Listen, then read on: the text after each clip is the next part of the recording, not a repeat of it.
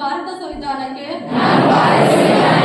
ಸಂಪೂರ್ಣ ನಂಬಿಕೆ ಮತ್ತು ನಿಷ್ಠೆ ಹೊಂದಿದ್ದೇನೆ ಹಾಗೂ ನಾನು ಮಾನವ ಹಕ್ಕುಗಳನ್ನು ರಕ್ಷಿಸುವಲ್ಲಿ ಮತ್ತು ಉತ್ತೇಜಿಸುವಲ್ಲಿ ನನ್ನ ಎಲ್ಲಾ ಕರ್ತವ್ಯಗಳನ್ನು ಸಂವಿಧಾನಾತ್ಮಕವಾಗಿ ನಿರ್ವಹಿಸುತ್ತೇನೆ. ನಾನು ಯಾವುದೇ ತಾರತಮ್ಯವಿಲ್ಲದೆ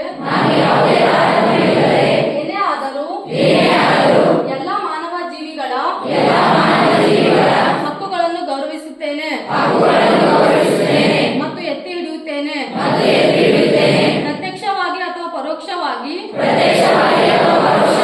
ನನ್ನ ವಿಚಾರಗಳಿಂದ ಮಾತುಗಳಿಂದ ಅಥವಾ ನಡವಳಿಕೆ ಕೃತ್ಯಗಳಿಂದ ಬೇರೆಯವರ ಮಾನವ ಹಕ್ಕುಗಳನ್ನು ಉಲ್ಲಂಘಿಸುವುದಿಲ್ಲವೆಂದು